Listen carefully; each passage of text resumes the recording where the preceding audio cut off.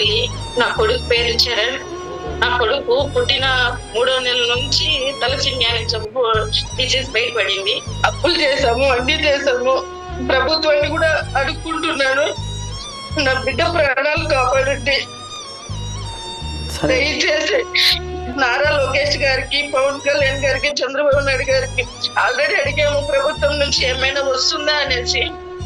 లేదు, ఫస్ట్ మీరు డబ్బులు పెట్టుకొని దాని బిల్లులు ఇస్తేనే మేము ఇది చేస్తామమ్మా అంటున్నారు.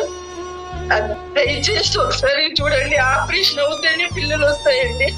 కొంచెం దయగలిగిన వాళ్ళు ఎవరైనా సరే మా బాబుకైనా సరే ఇచ్చి ఆశీర్వాదం ఇవ్వండి.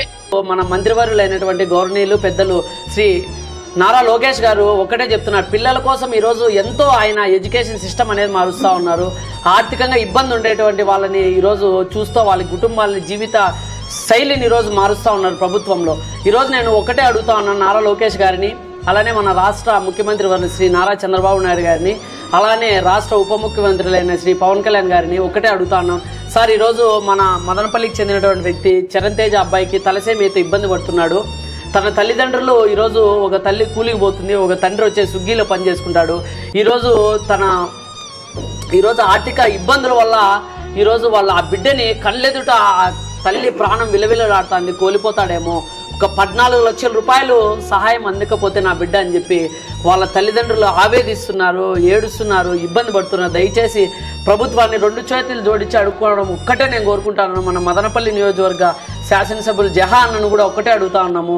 అన్న, ఈరోజు మన మదనపల్లికి చెందిన వ్యక్తులు ఈరోజు మనం కాపాడుకోవాలని బాధ్యత మన పైన ఉంది.